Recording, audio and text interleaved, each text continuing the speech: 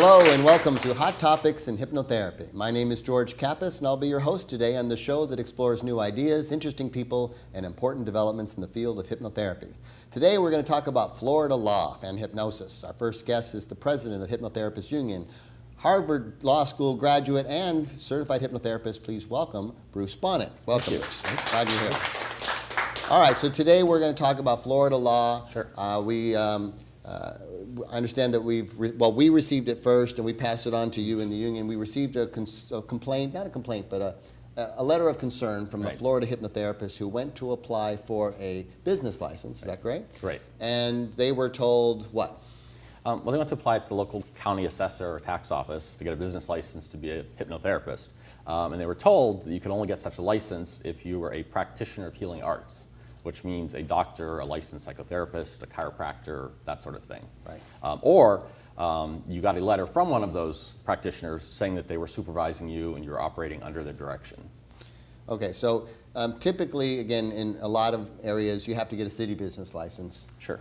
Primarily so they can tax you. There's no specifications about hours of training or where they just want to tax your earnings. They usually don't look too much into the business unless you're doing something like might violate the zoning restrictions. If you have a laboratory, for example, or chemicals. Right. So she went to go get this license. Right. Was it a female? It was a male. Yeah. Okay. Went to go get this license, and they told them no. Right. Well, they said no, and they said or go to the Department of Health and get somebody to sign off. And this person went to the Department of Health and was told the same thing, basically. All right. So now, what level are we talking about? Is this a county? Is this state? It would be, at this level, I believe it was county, but it would be county or city level. Okay. So there are a lot of hypnotherapists in Florida. Tell us about the Florida law. Now, it's state law that governs. Right. And then what, you have county ordinances? Or? Well, you have the state law, which would govern everyone in Florida. Then each individual county or city could have their own zoning requirements or other requirements. The state law, the superseding law in Florida, there's a Florida hypnosis law that does say if you're using hypnosis for therapeutic purposes, you need to be a practitioner of healing arts, meaning a doctor, a psychiatrist or something, or you have to be under the referral. There's no definition in the law of what therapeutic purposes is. And so the question is, if this particular person was just doing hypnosis for stopping smoking, weight control, sports performance, is that really therapeutic or not? Right. Now, you did show me something that sort of defined it. What was that? Well, there isn't a definition in the law, but there's a section of the law that says legislative intent. Right. And it says, it's actually very complimentary. It says hypnosis has been shown to help people in the treatment of human illnesses, diseases, injuries.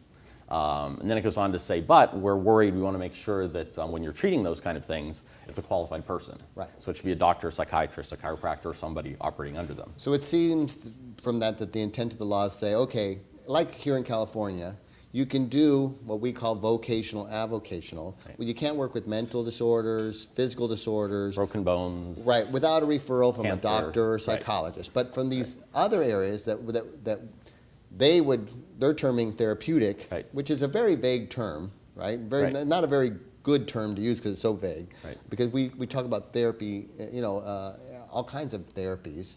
But for therapeutic terms, we're talking about really, we would say, well, it should be refined and defined as mental illness, physical disorders, right? Human injury, human illness. But if somebody just wants to relax, right, is that a restricted area? If somebody wants to be better at sports, run faster, jump higher, and again, the sort of background language of the law would seem to indicate that's the intent. Right. Unfortunately, they do have a definition section, and they don't define therapeutic. And as you said, the word therapeutic is kind of broad. I mean, we use the word, hypnotherapist has therapist in it. Right. But do we really do therapy in the way that it's defined in the psychological world or the medical world? Right. So some of our viewers that may be tuning in for the first time, hypnotherapy, there's no national laws. Right. It's all state by state, as are most psychotherapy laws, right? And each state has a different set of definitions, different set of rules. Right. And you have been elected as the president of the Hypnotherapists Union, right? Now that's a non-paid position. Right. You're a volunteer. You're a hypnotherapist.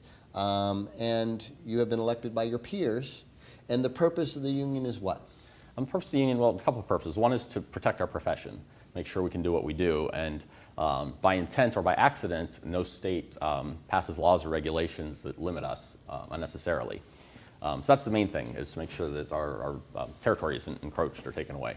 Second thing we do is we certify hypnotherapists. We provide an independent certifying agency that sort of shows the public, if somebody's been certified by us, that they're getting a qualified person.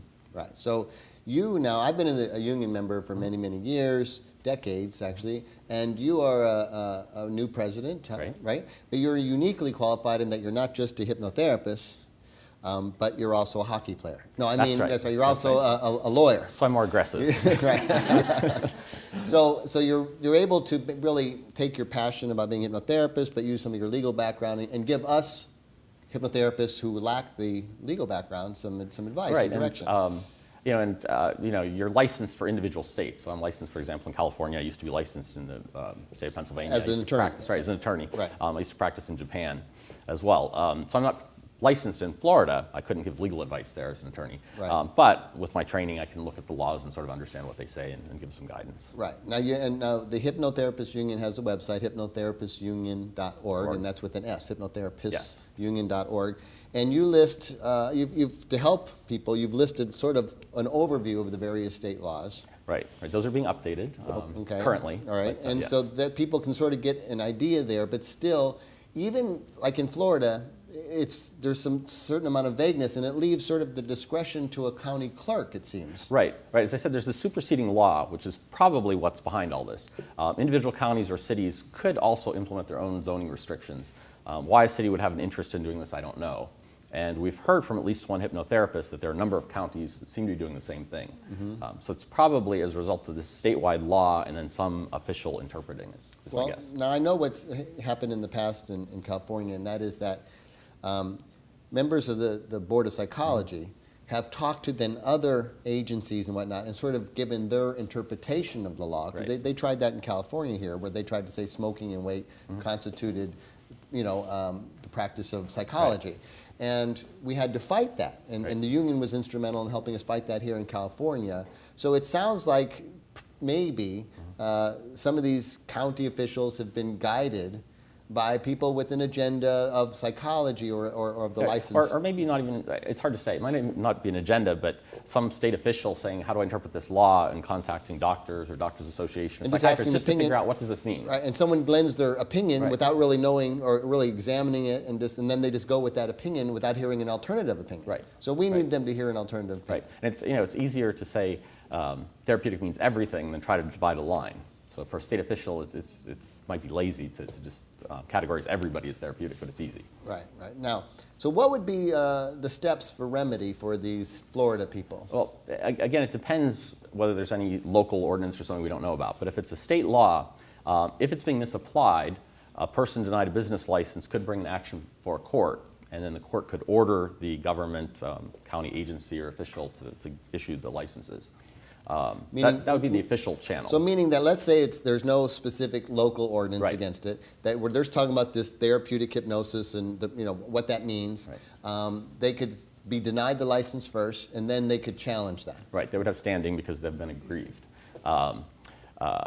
It's unclear whether any other organization would have standing or not, an organization like the union or if there's a... Without a specific person who's been denied. Right, precisely. Now, outside of sort of a legal remedy, we might be able to educate the officials in charge, or we might be able to put some pressure on them, which is what the union will try to do. Right. Now, so we're a group of hypnotherapists that belong to a union. How does that union affiliation help us in a situation like this? Well, there aren't tens of thousands of hypnotherapists. However, we are affiliated with the Office Professional Workers Union, which I think has about 100,000. We're part of that union. So if we need some political might, we're part of a bigger group. And then we're also affiliated with the AFL-CIO, which is well known, and I think they have over 10 million members. So if we have to contact a legislator in Florida, for example, we say we're just a few hundred hypnotherapists, 1,000 hypnotherapists, they may not listen.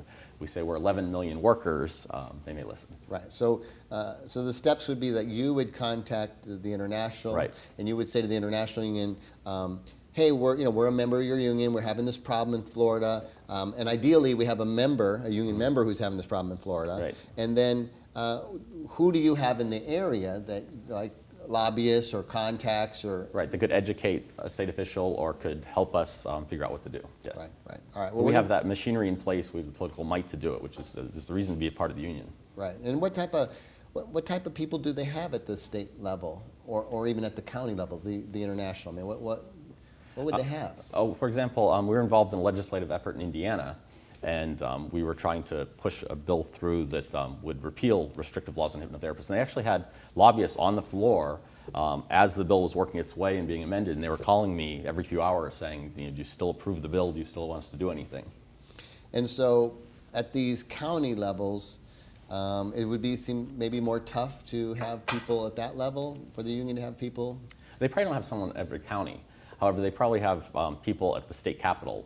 And my guess is there might be somebody, at the state capitol level that's actually issuing the guidance for the counties. I see. All right. Well, we're going to take a short break, but please stay tuned because when we come back, we're going to talk to Bruce more about Florida law and hypnotherapists' future and the laws that govern us. So stay tuned. We're right back. Talk about Florida law and hypnosis. Our first guest is the president of the Hypnotherapists Union, Harvard Law School graduate and certified hypnotherapist. Please welcome Bruce Bonnett. Welcome, Bruce. Glad you're here.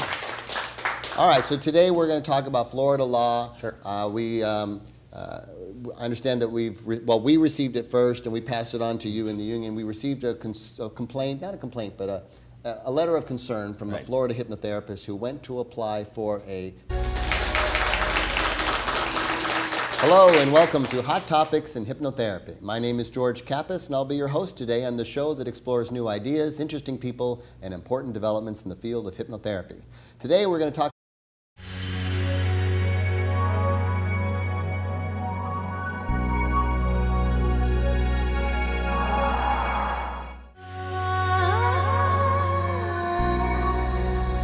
business license, is that correct? Right. And they were told what? Well, they went to apply at the local county assessor or tax office to get a business license to be a hypnotherapist. And they were told that you could only get such a license